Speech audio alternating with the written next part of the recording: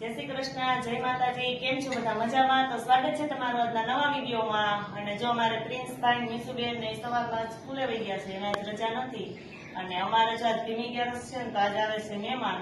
તો મારી મમ્મી રસ કાઢે છે ને હું શાક સુધારું છું. બટેટાનું શાક કરવું છે, રસ ને પૂરી ને એવું બનાવવું છે. તો હવે જો અત્યારમાં મારી મમ્મી રસ કાઢવા માંડ્યા અને હું શાક સુધારું છું. અને અમે આજ ભીમી ગેરસ છે, પણ અમારા વિડીયો તમે જોતા હશો ને તો કદાચ ભીમી ગેરી વહી ગઈ છે.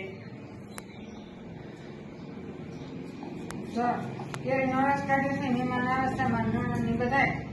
તો કે રસપુરી બનાવી નાખી, તમારે જમવું હોય તો આવી જાજો બપોરે રસપુરી જમવા. અને રસપુરી બનાવી નાખીએ છીએ અને આ દરજારે છે. ભજીયાનું તો હજી કઈ નક્કી નથી. હમણાં કેટલી વખત ભજીયા બનાવી નાખી. ભજીયા ખવાય નહીં આવી ગરમીના કોને પાણી પી પી મરી જાય છે, એટલે ખાલી છે ને રસપુરી બનાવી નખાય એટલે હવે જમી લઈએ. ભજીયા ખાવાની મજા આવે. નકર તો અમારે વરસાદ હોય કે શિયાળામાં તો આપણે અઠવાડિયામાં એકવાર તો બનતા જ ભજીયા ન બનતા. પણ હમણાં ગરમીના ભાવતા તોય હમણાં કેટલા મહેમાન આવી ગયા તો થોડાક દિવસે બનાવ્યા હતા. આજ મારી મમ્મી કે ભજીયા નથી બનાવવા, ભજીયા કઈ ખાતી જાય. રસ ને પૂરી ને એવું બનાવી નાખીશું. એવું લાગશે તો ખમણ લઈ લેવું તૈયાર. એટલે હાલે મહેમાનને જમાડી દઈએ ને અમે જમી લઈએ. પછી વરસાદ આવે તો આપણે એકત્ર ભજીયા ખાવાના જ હોય. આ વરસાદ દેવાના ને આ ભજીયા બનાવવાના. ગરમીના ન બહુ ખવાય, વરસાદ આવવા દેવાય. જો અમારે મહેમાન આવી ગયા છે ને આવતા પહેલા મહેમાનને પૂરી વણવા બેહાડી દીધા અને અમે લગાડી દીધા. હા, મહેમાનને કામે લગાડી દીધા. આવતા હવે જો મહેમાન પૂરી વણવા વર્ગી ગયા, એમાં રસ કટાઈ ગયો, શાક ને એવું બધું થઈ ગયું. જાય મમરી મેં કરી લીધી, આટલી બધી મમરી તરાઈ ગઈ અને હવે જો પૂરી કરવા વર્ગી ગયા. મારી મમ્મી ગોરિંડા વારે અમારા ફઈને બેહાડી દીધા વણવા અને જો હું તરતી જાઉં છું. હમણાં થઈ જાય જમવાનું તૈયાર.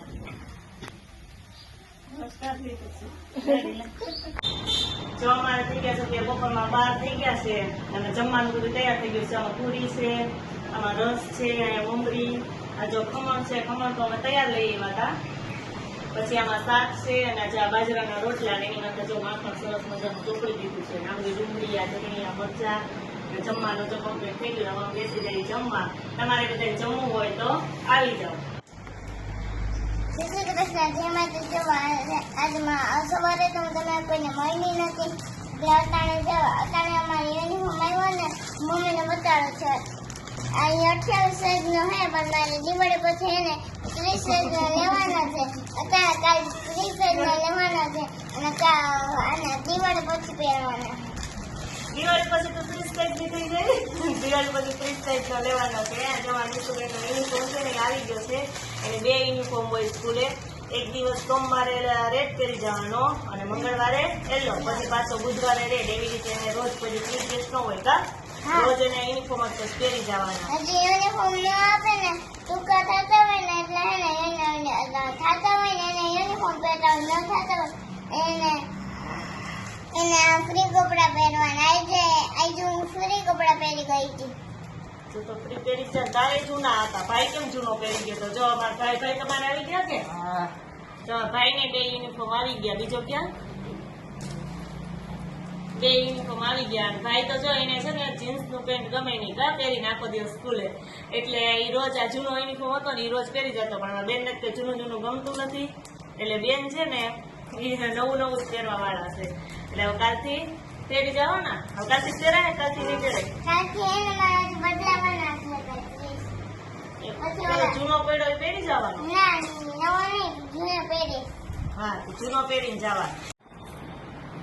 અમે સ્કૂલેથી આવી ગયા હતા અને અમે લાગી ગઈ હતી ભૂખ, તો અમે ખાવા માંડ્યા. મીસુબેન કે મારે પૂરી અને શાક ખાવું છે, તો એ પૂરી ને શાક ખાય છે અને હું ખમણ અને ચટણી ખાવું છું. અમે તમને યુનિફોર્મ તો બતાવી જ દીધા હતા એટલે હવે અમને ભૂખ લાગી ને સ્કૂલે જવાના એટલે અમે ખાવા માંડ્યા. બપોરે હે ને પૂરી ને ખમણ ને બધું બનાવ્યું હતું ને એટલે. સ્કૂલે શું હતું મીસુ જમવામાં? જમવામાં રોટલી શાક, શેનું શાક હતું? ચણાનું. તો બહુ નતું ભાઈ. એમાં ભૂખ લાગી કે નાસ્તો શું હતો અત્યારે 4 વાગે? મમરા. કેવડો તમે નાસ્તો નતો કર્યો? ત્યાં આવીને ભૂખ લાગી ગઈ સીધી? ના, મેં નથી કર્યો. કા? ના. તને પણ સારું સારું જ ભાવે ને મમરા ક્યાંથી? તો જો મિત્રો હું પેપ્સી ખાઉં છું. અને જો મિત્રો હું ભાત ખાઉં છું. જો અત્યારે બે પાછા આજે તો જમી લીધું ને તો ભૂખાઈ થઈ ગયા, એક પેપ્સી ખાય છે, એક નાસ્તો કરે છે.